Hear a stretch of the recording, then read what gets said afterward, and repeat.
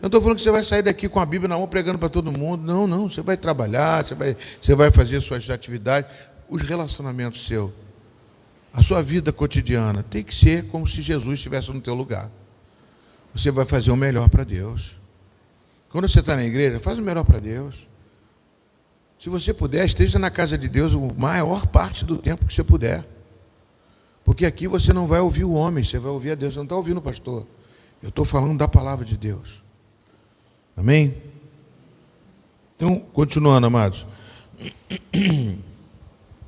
A este Deus quis dar a conhecer a riqueza da glória, desde o ministério entre os gentios, que é Cristo em vocês. Cristo em vocês. Eu gosto muito da afirmativa, dessa preposição, que é a preposição que significa o quê? Dentro. Em significa dentro de vocês. Cristo dentro de vocês.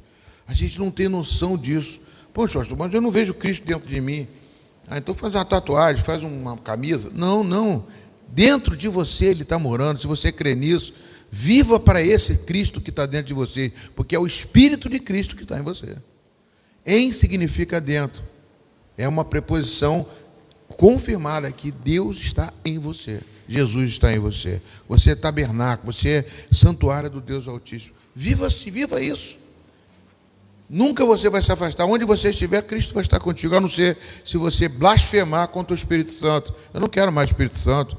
Você tem várias maneiras de fazer isso, né? Mas eu creio que ninguém aqui quer fazer isso. Continuando, amados.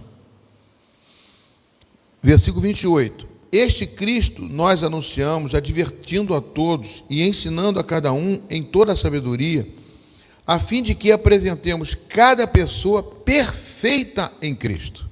Aí que eu queria falar do versículo 28, eu coloquei aqui embaixo para vocês,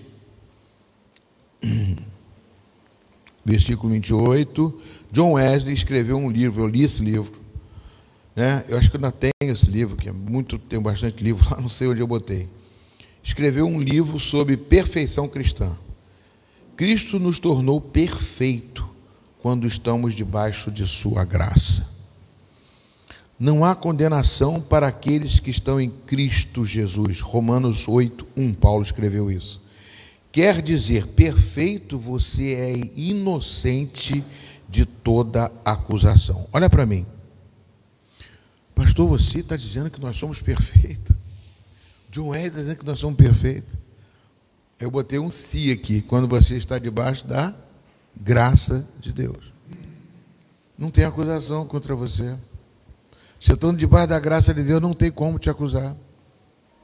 Os seus pecados foram como um mar de esquecimento, vai para fora. Mas isso nós temos que estar colocando isso na nossa mente conscientemente sempre.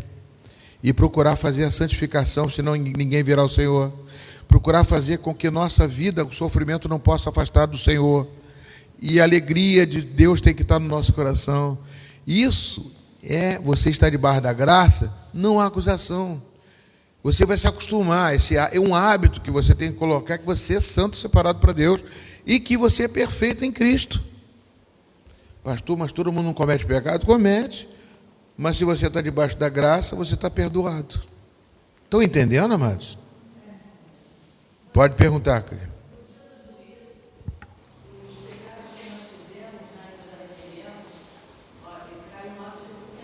Amém.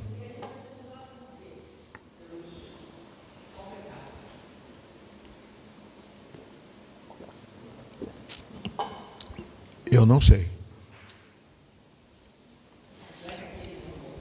Alguma coisa que nós fizemos, com certeza, talvez não conseguimos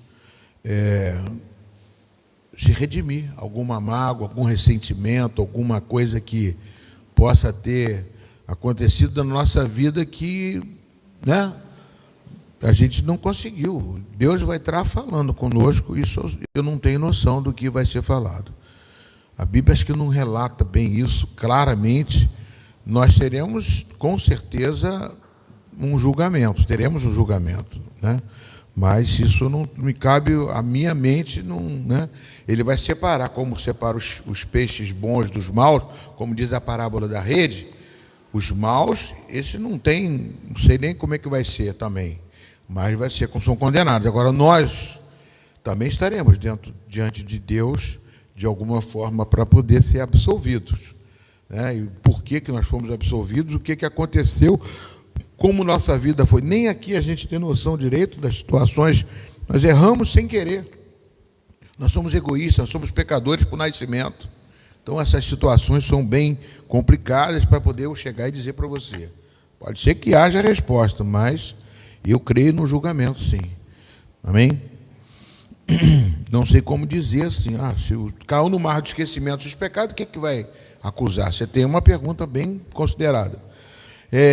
Vamos lá, Cristo nos tornou perfeito quando estávamos debaixo da graça. Eu quero fazer uma referência, por exemplo, a Daniel. Né? Daniel capítulo 6, versículo 22. Eu botei aqui, como Daniel, na cova dos leões, relatou diante do rei Dario. O meu Deus, isso foi Daniel falando, que o Dario chegou perto da cova e perguntou para ele, chamou, o teu Deus te livrou, Daniel? Ele disse, o meu Deus enviou o seu anjo e fechou a boca dos leões, para que não me fizessem mal algum, porque fui considerado inocente diante dele, e também não cometi nenhum delito contra o Senhor, ó rei. Amém? Por que ele não foi condenado? Porque ele foi considerado inocente por Deus. A mesma coisa, nós somos inocentes porque estamos debaixo da graça de Deus. Agora, se você não pedir perdão dos seus pecados, não se arrepender, como foi dito aqui na pregação do Almir, foi muito claro, foi muito boa a palavra dele sobre arrependimento, é fundamental. Aquele que não se arrepende, misericórdia. É remorso, ele falou até de arrependimento e remorso. Até lembro que na última aula a minha irmã Rosilene me perguntou sobre isso. É diferente, acho que foi você, não sei quem foi. Arrependimento e remorso são diferentes. Judas foi condenado porque ele não se arrependeu. O arrependimento, se ele tivesse arrependimento, ele voltava para Cristo. Por favor, fiz a maior besteira do mundo. Não importa o tamanho da besteira que você fez, você vai se arrepender. Eu dei um exemplo de uma pessoa que veio me pedir perdão porque me agrediu com palavras, fisicamente, na igreja. Ele pediu perdão de uma forma que eu não me senti perdoado. Parece uma coisa. E tem pessoas também que às vezes pedem perdão, vai para o púlpito. Eu quero pedir perdão, não sei o quê, mas só conta o lado bom, não conta o lado. Tem que se humilhar, tem que se sofrer. O arrependimento você sofre, você se envergonha. Não tenho coragem de falar isso para ele, não fiz uma besteira danada, não, você tem que ter coragem de falar. Eu não era para ter feito isso. Então são certas situações que é Deus que vai saber, que Deus que lê o nosso coração, Deus que sabe de todas as coisas, para poder julgar cada um de nós. E Daniel aqui, amados, ele traz isso com uma coisa tremenda. Né? Eu creio que, por exemplo, naquele ônibus, o testemunho que eu dei do ônibus aqui, diante de ladrões, Deus me tornou inocente. Eu creio que ele me inocentou ali para poder não me acontecer. Inocentou Maria Helena na situação também do confronto. Eu acho que é uma cova de leões também. São situações que você já passou, que Deus te inocentou por causa da graça dele. Por isso que aquela palavra que eu coloquei aqui para vocês, né? Sobre a inocência, inocente de toda acusação. Não há condenação para quem está em Cristo. Quer dizer, perfeito, você é inocente de toda acusação. E perfeito quando estamos debaixo da sua graça. Não tem como ter acusação. Você está limpo, você está purificado quando você está debaixo da graça. A pessoa não vai ver você, vai ver Cristo em você. É isso, pastor? A pessoa vai ver Cristo em você. Eu já vi até algumas ilustrações sobre isso. A pessoa olha assim, o demônio olha para você e vê como você é banhado de sangue de Jesus. Você está escondido, você está camuflado pelo poder e da graça de Deus. E nós temos que entender isso, amado. Nós temos que entender isso para poder viver nesse mundo, para poder entender que as lutas que nós temos, e você vai ver os livramentos de Deus quando você crê e vive isso, participa disso. Não foi uma nem duas, eu já participei, pode te lembrar de outras aqui, até na minha vida. Continuando aqui, amados. Então, o John Henry fala profundamente nesse livro. É um livretozinho, não, tem uns 50 páginas, mas um livro muito bom, interessante, Perfeição Cristã. Como Daniel na cova do leão, já falei aqui, considerado inocente diante do rei. Eu quero falar agora também, continuando aqui, né, amados? Vamos continuar o nosso texto, versículo 28, 29 agora, diz o seguinte: é para esse fim que eu me empenho, esforçando-me o mais possível, segundo o poder de Cristo que opera poderosamente em mim. Esse versículo 29 eu trago para mim o meu empenho, o que eu tento fazer. É uma luta, mas difícil, né? Ontem nós tivemos um domingo aqui, como eu sofri, né? Que eu soube que o Alexandre saiu daqui da vigília, foi direto para o hospital, né? Problemas que a gente não sabia, o que veio na minha cabeça foi tanta coisa. Fiquei ligando para ela, orando, pedindo a Deus para que não fosse tudo. Graças a Deus, a doutora Jane também tem uma participação abençoada na minha vida, e como sempre, né, descartou coisas piores, né, em virtude dos exames que foram passados. A doutora Jane está até ali, e eu me tranquilizei, mas é uma situação que eu enxerguei o lado ruim da situação. 2 pessoas, meu Deus, no culto. Eu fui à porta do trono, eu bati na porta de Deus. Eu fiquei lá que nem um abre essa porta. E Deus falou comigo. Antes mesmo de eu conversar, Deus já tinha falado alguma coisa comigo, conversei com minha esposa, e eu já fiquei mais tranquilo. E além disso, eu tinha outro problema, uma notícia que eu recebi também bem difícil, que um dia vocês vão acabar sabendo, mas nada contra mim, na minha saúde, minha vida, não, está tudo bem.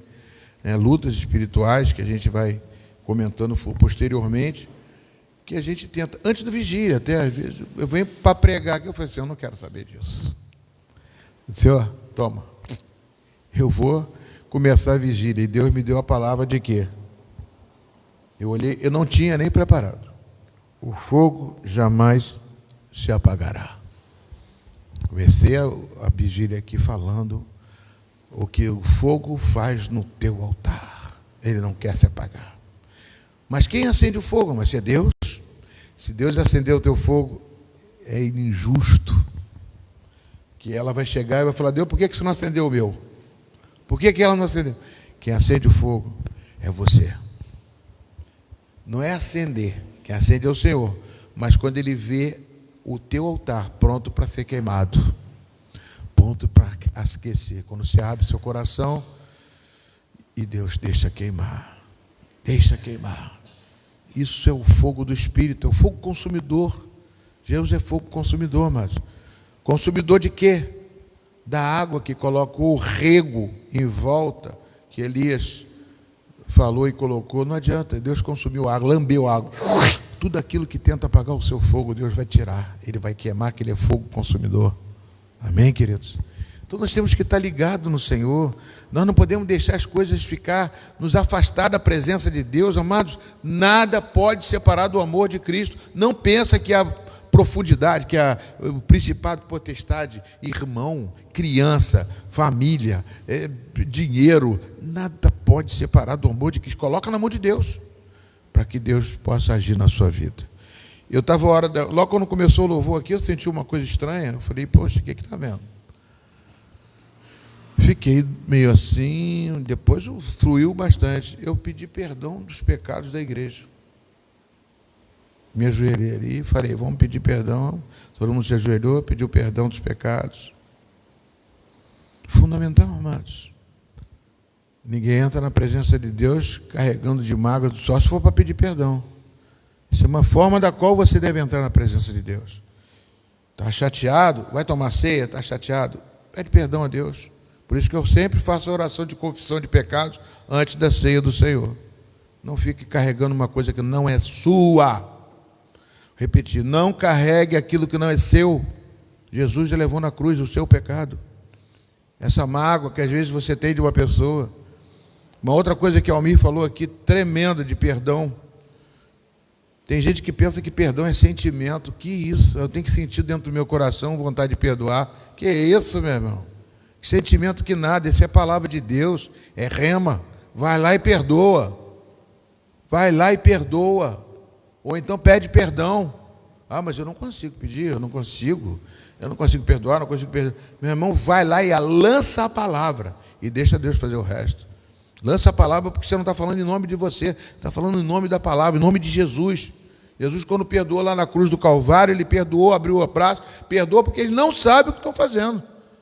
Porque um dia, Estevão, quando morreu, não foi só Jesus, não. Estevão, quando morreu apedrejado, perdoa, porque ele não sabe. O próprio Saulo de Tarso estava cheio de pedra na mão lá para jogar, e jogar, toma, joga mais uma, joga mais outra. Saulo de Tarso foi perdoado ali por Estevão.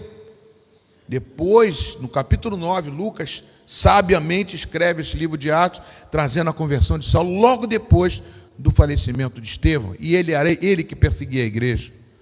Perdão é fundamental, perdoa. Não deixa a sua vida sair daqui, perdoa, sem pedir perdão às pessoas, amados. Não faça isso, perdoa, insiste. A pessoa não vai entender. Às vezes não entende, vai até te xingar às vezes, mas não peça perdão pelo seu passado, pela sua criação dos seus filhos. Talvez você fez errado. Não, pastor, eu não tenho culpa de nada, não. Ah, então tá bom, então tá legal. Marido e mulher é uma coisa tremenda. Pastor, eu não aguento mais essa mulher. Ela é jararaca, jiboia, é isso, é aquilo, é aquilo, é aquilo. Não aguento mais. E o marido fala isso e a mulher também fala a mesma coisa. Mas não tem carinho, não sei o quê, mamãe faz isso, faz aquilo, deixa tudo sujo dentro de casa, não sei o quê, não consegue limpar, não sei o quê, não consigo, pô. Você está atrás da pilastra. Amados, não adianta, vai lá e perdoa. Ah, pastor, eu prefiro um casamento que não tenha problema, não tenha briga nenhuma. Aí fica escondido tudo aí. Tem que se abrir, meu irmão. Ainda mais quem casou a segunda vez, traz coisas de trás. Traz experiências. Temos que ter sabedoria para lidar, maturidade. Você vai assistir não sou eu que falo, não. Cláudio Duarte, Josué Gonçalves, esses ilustres terapeutas de família falam isso também. Mesma coisa que eu estou falando aqui. Só que a palavra dele tem mais peso, porque eles já são ilustres, né, pessoas dentro do Evangelho falando isso. Mas é a palavra de Deus, não é a minha palavra. Eles também falam a mesma coisa. Pode ouvir que eles vão falar a mesma coisa. Amém? O tempo está passando, mas eu preciso fazer um trabalho de casais aqui na igreja, num retiro, para falar sobre isso. Pegar temas por temas, tema. Teve uma vez que eu falei aqui alguma coisa sobre isso aqui, o casal achou que eu estou errado. Eu vou dizer assim, você não está errado, não. Eu não estou errado, não. A palavra de Deus está errada. Se eu estou errado, a palavra de Deus está errada também. Porque eu estou seguindo a palavra de Deus. Relacionamento é uma coisa muito difícil. Muito difícil.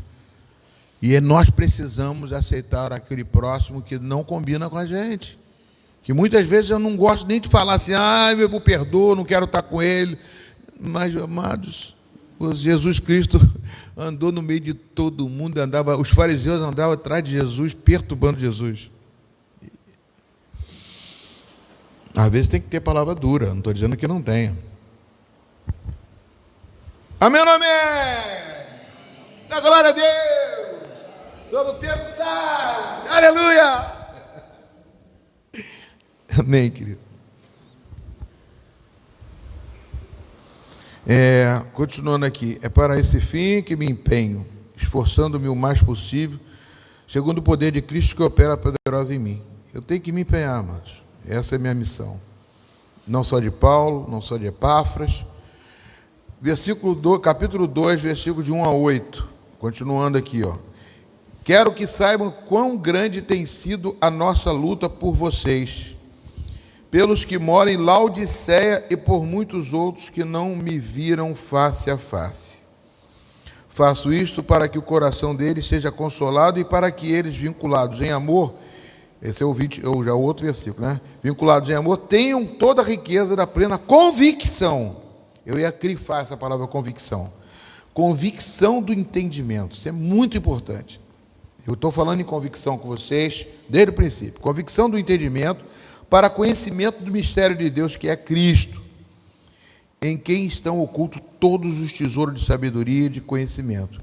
Eu digo isso para vocês, que ninguém os engane com argumentos falaciosos, porque, embora ausente em pessoa, em espírito estou com vocês, alegrando-me e verificando a boa ordem de vocês e a firmeza, outra palavra, firmeza de fé que tem em Cristo. Portanto, assim como vocês receberam Cristo Jesus, Senhor, continue a viver nele, estando enraizados e edificados nele e confirmados na fé, como foi ensinado a vocês, crescendo em ação de graças.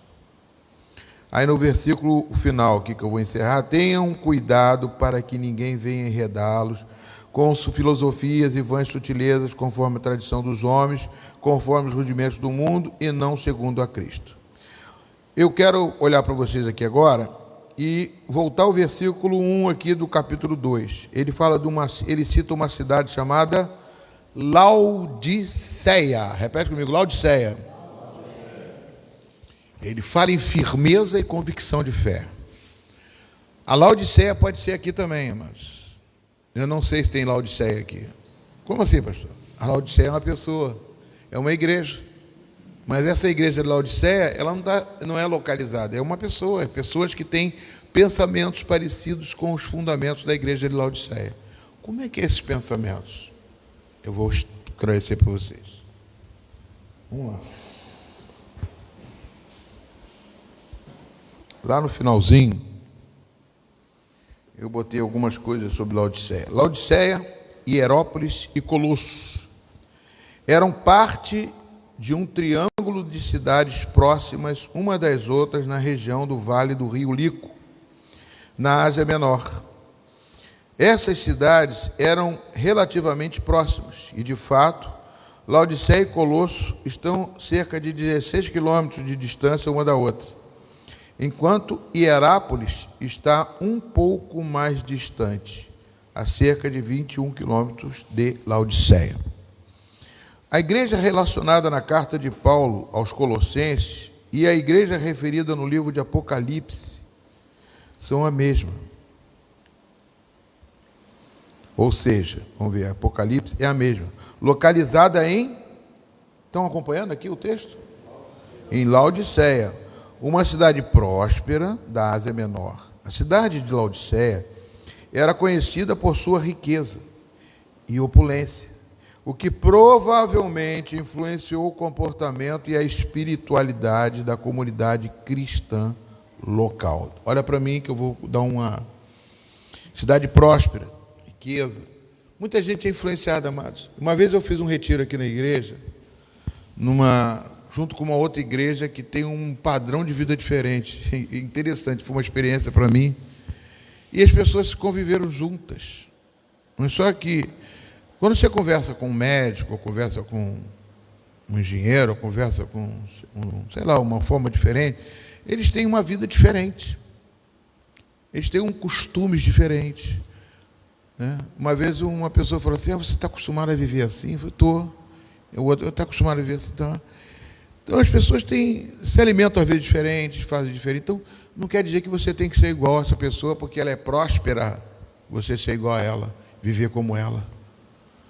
A felicidade não está na prosperidade, não está na riqueza, entendeu?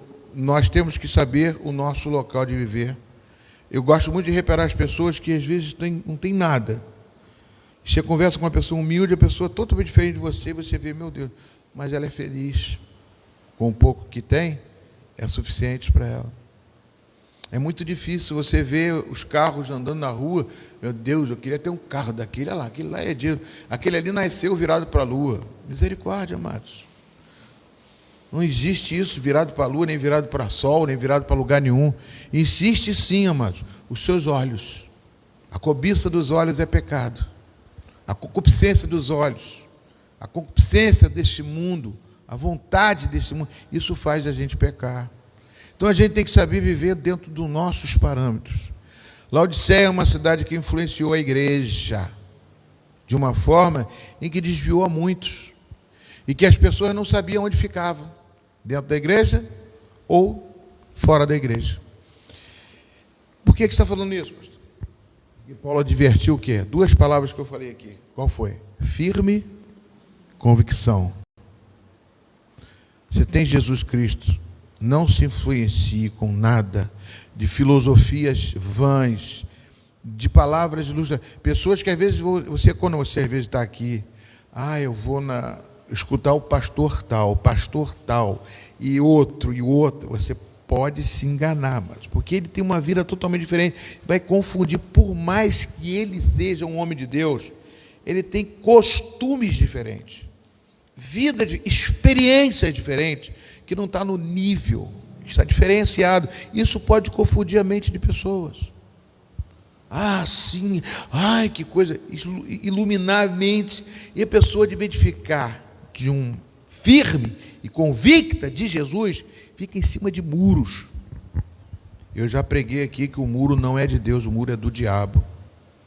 Tem pessoas que dizem assim, vem para cá, rapaz. O diabo aqui está toda hora chamando. Por que o diabo nunca está chamando. Os crentes estão sempre chamando para o lado de cá. Vem para cá, assiste culto, fica na palavra de Deus, firma o seu espaço, seja a convicção de Cristo, não deixe de perder as aulas, as palavras, o discipulado. Vem para cá. Aí a pessoa que está em cima do muro, poxa, o diabo está do lado de lá, nem fala nada disso. Eu falo, não fala porque o muro é dele, quem está indeciso. Nós temos que estar convictos e firmes na presença do Senhor. Olha só, amados. Quem foi a igreja de Laodiceia depois? Que igreja é essa? A igreja de Apocalipse. Olha o que Jesus Cristo fala depois de ressurreto para a igreja de Laodiceia. Puxa, onde eu botei isso? Vamos lá em Apocalipse, vou logo Apocalipse. Eu não botei aqui, não, é?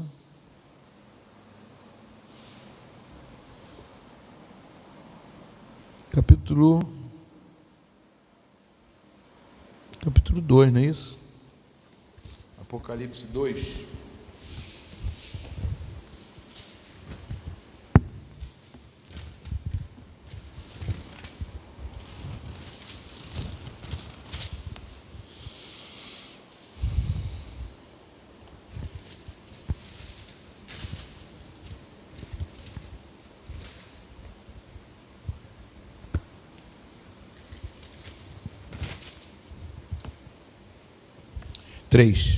Apocalipse 3,14. Ao anjo da igreja em Laodiceia escreve: estas coisas diz o Amém e testemunha fiel e verdadeira, o princípio da criação de Deus. Conheço as tuas obras, que nem és quente, nem é frio, nem é quente. Quem dera fosses frio ou quente. Assim, pois é morno, e nem és quente, nem é frio, estou a ponto de vomitar-te da minha boca. Pois diz, estou rico e abastado, e não preciso de coisa alguma, e nem sabes que tu és infeliz, sim, miserável, pobre, cego e nu. Aconselho-te que de mim compres ouro refinado pelo fogo, para te enriqueceres, vestiduras brancas para te vestires, a fim de que não seja manifesta a vergonha da tua nudez, e colírio para ungires os olhos, a fim de que veja. Eu repreendo e disciplino a quantos amo, se pois zeloso, e arrepende-te. Eis que estou à porta e bato. Se alguém ouvir a minha voz e abrir a porta, eu entrarei em sua casa e cearei com ele e ele comigo. Ao vencedor dar-lhe-ei sentar-se comigo no meu trono, assim como também eu venci e me sentei com o meu Pai no seu trono. Quem tem ouvidos, ouça o que o Espírito diz às igrejas. Amém, queridos? Essa vida, pelo que eu vejo, a igreja de Laodiceia, ela foi influenciada. Mesmo Paulo falando, a igreja de Laodiceia, ela se envolveu. Eu botei aqui, a igreja mencionada, a carta de Paulo aos Colossenses, tal. Ai, como é ruim ver isso aqui errado. Depois eu botei aqui. Portanto, lá no estudo que eu dei para vocês em ABD, portanto, a mesma igreja em Laodiceia, que era rica e influente, sofreu uma deterioração espiritual ao ponto de receber uma dura mensagem de correção no Apocalipse. Essa trajetória serve como um aviso sobre os perigos da complacência espiritual, especialmente em contextos de riqueza material. Um relato... aqui foi John Wesley que eu falei. Tá? Isso depois eu vou falar esse relato aqui também. Então, amados, olha para mim. Mesmo Paulo tratando a igreja de Laodiceia como uma igreja boa, abençoada, mas que tinha que continuar firme no Senhor. Que não poderia olhar para um lado errado, amados. A gente tem que aceitar. Eu não estou dizendo que você deve se... Eu sempre falo do inconformismo. Nós nunca devemos estar conformados com a nossa posição espiritual, nem posição social. Né? John Wesley sempre falava assim: eu quero ganhar o máximo, eu quero economizar o máximo e quero doar o máximo. Nós temos que ser equilibrados. Equilíbrio é a palavra da palavra de Deus, que Tiago também diz, que não te dá espírito de covardia, mas espírito de moderação, né? Espírito de conquista, mas de moderação. Então nós temos que estar sempre cientes disso, amado. O livro de Tiago fala sobre isso.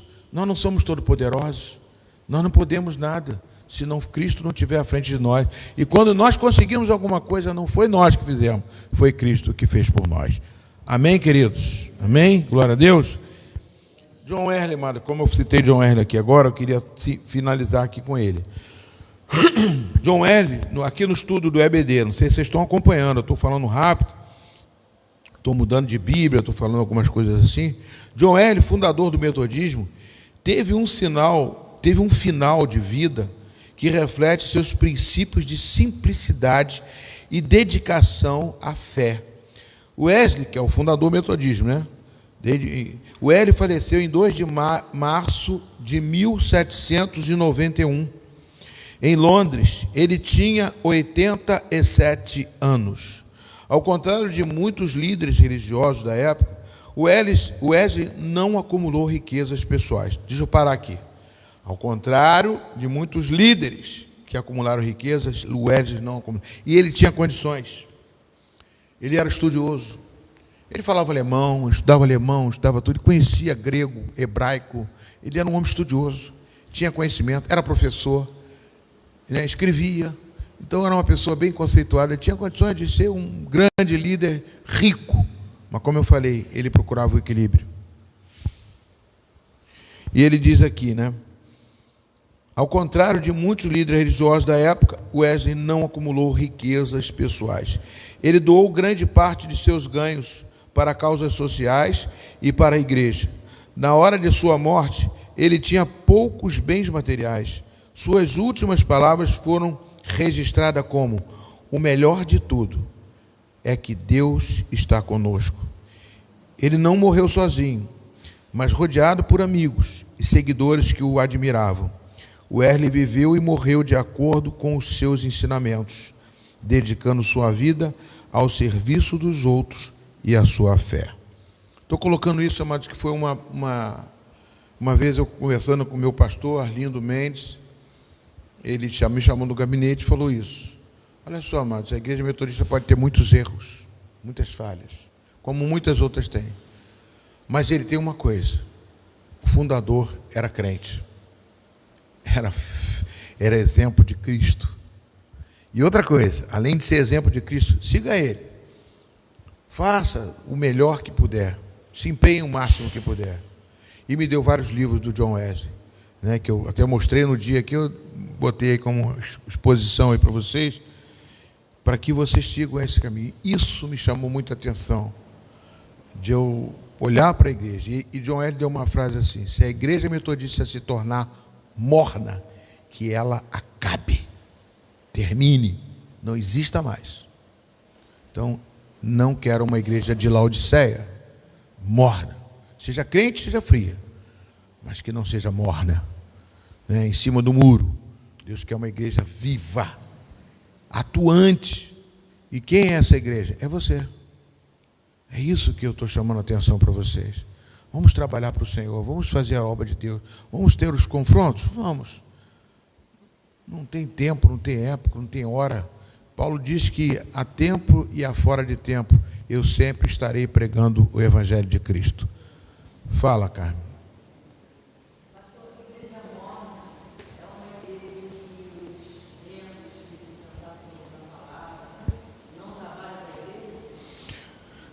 não posso afirmar isso, né?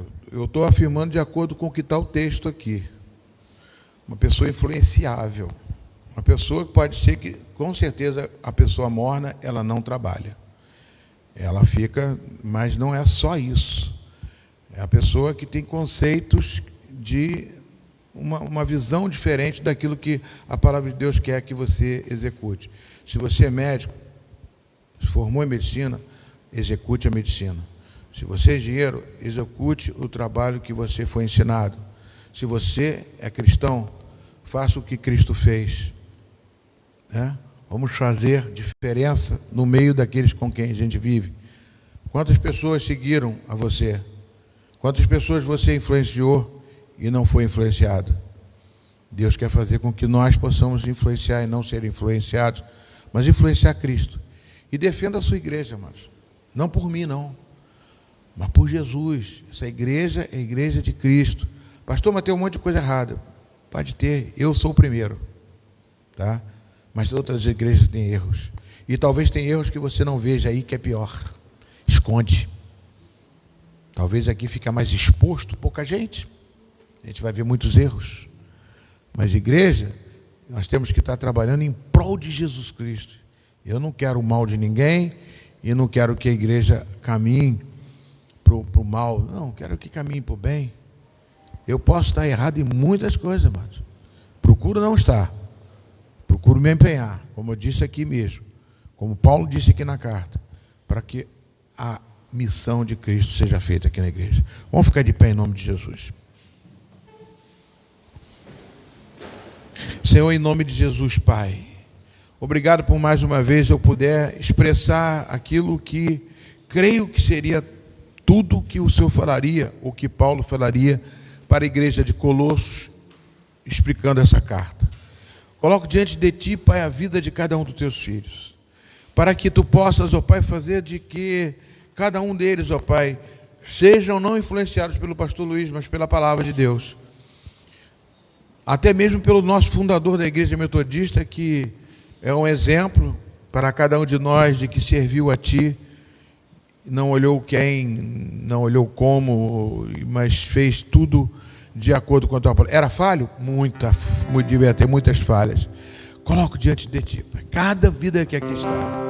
Faça, Senhor Deus, que todo pensamento ruim, negativo, que possa ter brotado, seja expulso, seja excluído da mente deles, mas que fique gravado aquilo que nós trouxemos como palavra rema para este ano, mãe.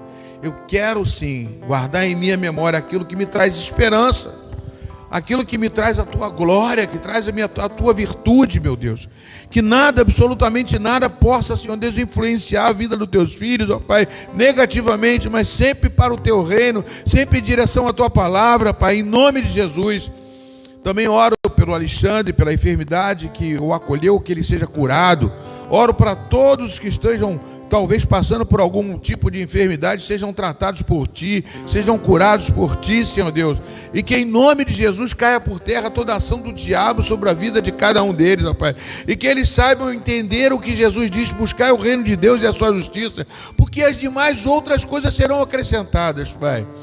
Faça, Senhor Deus, que este reino entre em cada casa que aqui pessoas estão, entre em cada família, Pai, para libertar os cativos e os oprimidos da família, para que entre, Senhor Deus, e faça a diferença também nos vizinhos, em todos aqueles que eles conhecem, ó Pai, que eles sejam referências do Senhor, ó Pai, aonde colocarem a planta dos seus pés, ó Pai. Ó Deus, em nome de Jesus, eles não serão bobos, não, eles não serão capachos, nem serão cavalos de ninguém, porque cavalo, quem faz de cavalo é o diabo. Eles serão servos do Senhor, mas serão amigos do Senhor também, porque a Tua palavra diz que nós somos Teus amigos, ó Pai, e o Senhor quer o bem de cada um de nós, ó Pai. Portanto, Senhor Deus, joga por terra toda a intenção do diabo contra a vida deles, em nome de Jesus. Varre todo espírito maligno, Pai. Ó, Senhor Deus, jorra, traz prosperidade financeira a cada um deles, para que eles possam, Senhor Deus, usar da melhor forma as finanças, ó Pai. Se eles estão num trabalho, se estão executando alguma coisa, que eles sejam bem vistos pelo seu profissional acima, que eles sejam bem vistos pelo empresário, que eles sejam bem vistos no seu trabalho autônomo, em aonde quer que o Senhor quer colocar eles, sejam referências, sejam abençoados, ó Pai, para abençoar a outros, para, Senhor Deus, serem abençoados, para viverem uma vida plena, Pai, na Tua presença, Pai. E que nada, absolutamente nada, possa separar eles do amor que está em Cristo Jesus, seja principado, seja potestade, seja doença, seja enfermidade, seja pessoa, seja o que for, nada pode separar eles do Teu amor, Senhor Deus. Eu oro por eles, ó Pai, eu oro por eles e entrego nas Tuas mãos a cada um deles, entrego a minha família também, que precisa de mim, precisa de Cristo, precisa muito mais de Cristo do que a mim, do que a minha esposa. Eu peço pela minha filha Vanessa, peço pela minha filha Luana, que está também gripada, está grávida, Pai, precisando ser restaurada, em nome de Jesus, Pai. Manifesta o Teu poder, manifesta a Tua glória, Pai, na vida de cada um de nós, ó Pai. Que o Seu poder venha sobre cada um deles, ó Pai. E que em nome de Jesus caia por terra, Senhor Deus. Caia por terra agora. Todo espírito de mormidão, de morno, Pai. Oh Deus, que não dá atitude, Pai. Desperta, ó Tu que dormes. Efésios 5,14 diz: desperta, ó Tu que dormes, levante diante os mortos e Cristo te iluminará. Em nome de Jesus Cristo, ilumina cada um, ilumina o caminho, Senhor, ilumina, Senhor Deus, para que a Tua glória seja manifesta na vida deles, e que eles possam ver, ó Pai, que Tu tens uma glória maior ainda, quando estivermos contigo. Fique conosco, papai, em nome e por amor de Jesus, amém? Vamos nesse momento trazer nossos dízimos e as nossas ofertas à casa do Senhor. Te amo, Deus, Tua graça nunca falha. Todos os dias eu estou em Tuas mãos, desde quando me levanto até eu me deitar, eu cantarei bondade de Deus. És fiel em todo tempo, em todo tempo Tu és tão bom. Todo fôlego que tenho, a bondade de Deus. Tua doce voz que em meio ao fogo, na escuridão, Tua presença me conforta. Sei que é meu Pai,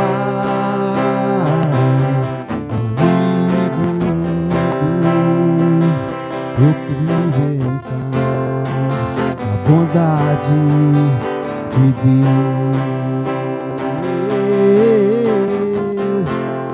És fiel em todo tempo,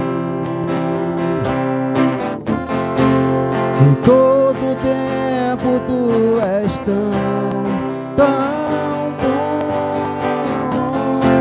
Com todo fôlego que tenho, eu cantarei a bondade de Deus.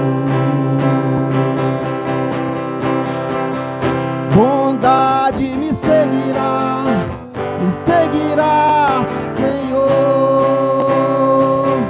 Bondade me seguirá, Senhor. Me rendo a Ti, Te dou meu ser, minha vida.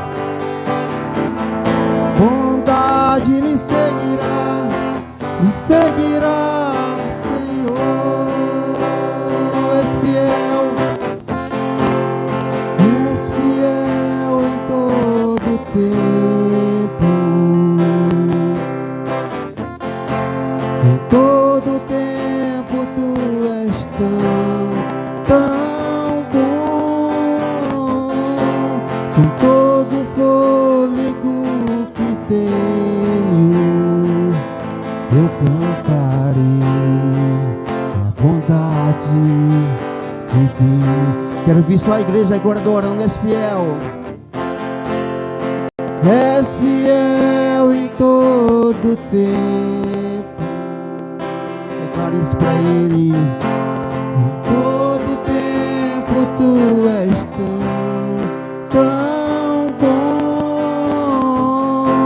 Com todo fôlego que tenho, eu cantarei a bondade de Deus. Aleluia. Glorificar-se em nome do Senhor, a honra das palmas, adore o Senhor nessa manhã, amém. Amém, glória a Deus. A paz, igreja. Pai, eu quero te agradecer, Senhor, pelo primeiro domingo, pelo início da semana, mais um domingo, Senhor, se iniciando, Senhor, na tua casa, na tua presença, Senhor. Eu quero te agradecer, Senhor, por estar de pé, Senhor, colocar meus pés no chão, Senhor Deus.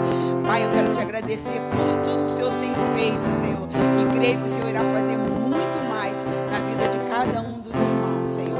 Senhor, eu coloco o Senhor aqui diante de ti, Senhor, o dízimos e a oferta da tua casa, Senhor Deus, Pai. Abençoa, Senhor, aquele que semearam aqui, Senhor, e o que não puderam semear, Senhor Deus, que o Senhor cuida da mesma forma, Senhor, com muita luta, com muita dificuldade. Eu sei que está difícil para todos, Senhor, mas eu sei que o Senhor cuida de cada um, Senhor Deus, cuida da vida de cada irmão, Senhor. Eu entrego todos esses dízimos e essa oferta nas tuas mãos, Senhor Deus, abençoando o celeiro dos seus filhos, Pai, que nunca venha faltar o pão de cada dia na mesa dos seus filhos, Pai. Senhor, nessa manhã, nesse domingo, Senhor, essa palavra abençoada, Senhor, que foi nós estudamos, Senhor, para a honra e glória do seu santo nome, Senhor. Eu quero entregar diante de ti, Pai, a vida dos nossos irmãos aqui no seu altar, Senhor, para a honra e glória do seu nome, em nome do Filho amado Jesus. Amém.